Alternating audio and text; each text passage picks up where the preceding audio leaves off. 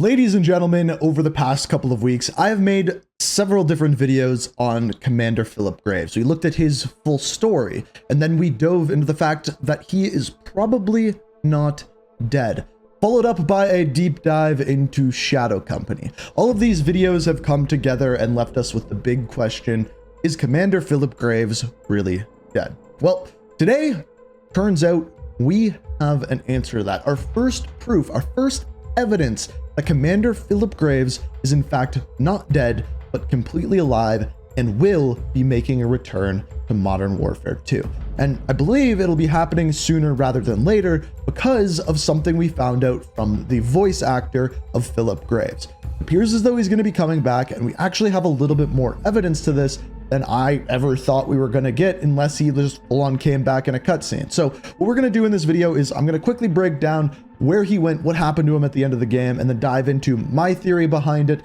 and then get into the evidence of how we know he is alive and how we know he is making a return. So without further ado, let's dive into it, starting off with how Phillip Graves, well, I guess you could now say, died. So we already talked about his full story in previous videos, but we'll go over it quickly. Towards the end of the game, we find out that Commander Phillip Graves and Shadow Company betray Task Force 141 and taking Los Vaqueros compound. When they do so, Task Force 141 is left to their own devices and have to essentially hunt down, track, and take out Graves. Now, once they do so, you end up getting into a gunfight with a tank, and by the very end, this is what ends up happening.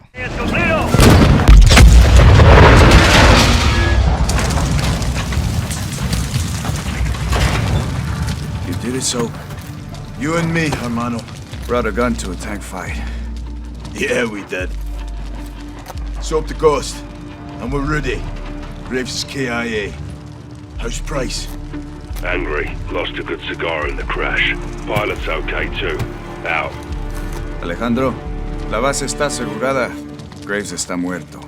Now, right away, you'll probably notice that there's a few really weird things about this scene. First things first, we never see Graves at the end. He doesn't give a last speech. He doesn't say anything to the characters as he dies. He just kind of goes boom and disappears. The character never actually check whether or not he was in the tank or confirmed his death whatsoever. I always found that really, really weird. And then one thing I pointed out in the previous video is that while he is fighting in the tank, we never hear any bullets. We don't hear the tank running in the back of his radio. Nothing.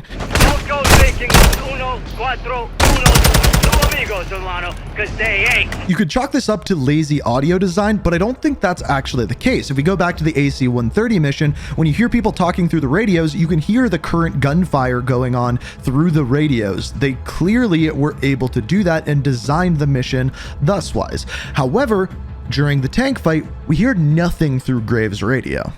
Anti-air team destroyed.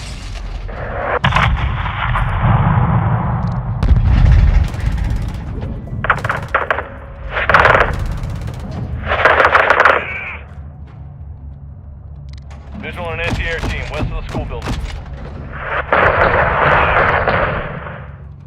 Taking effective fire! So that was my first inkling of speculation with the non-death of Graves. Also, there's a long history of Call of Duty doing this, with the most recent example being Alex from Modern Warfare 2019. We saw at the very end, the building goes boom with him inside, and then later on within season, I believe it was 3, he made a return being one of the operators for multiplayer, and obviously being a big part of Task Force 141 as well, and then again making a return within Modern Warfare 2. So after I made this video on this, there was a lot of speculation revolving around whether or not Graves was dead, and some people, I guess, reached out to him, and he actually responded with an Instagram post. So he literally just posted a picture of Commander Graves, who, by the way, looks so much like the voice actor, with the caption of "more of this guy, let me know and I'll see what I can do," with the hashtags Call of Duty, Modern Warfare 2, and Graves. So once this was posted, people started tweeting it at me. We saw a lot of it.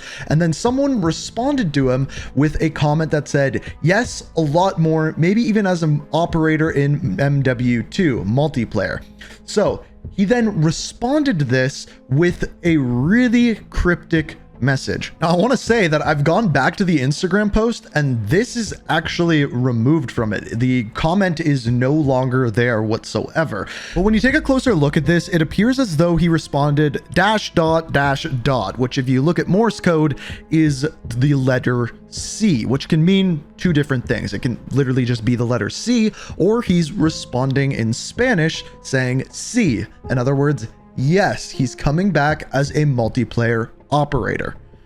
The other thing you could look at this as is C is the third letter in the alphabet. In other words, season 3. Now, that could be a little bit of a stretch and I could be looking too far into this, but if he was to return, I think they would do it in a way where it works out with the raid. We already know that Alex is a part of the raids, and I'm sure we'll be seeing more of him in season 2 Reloaded.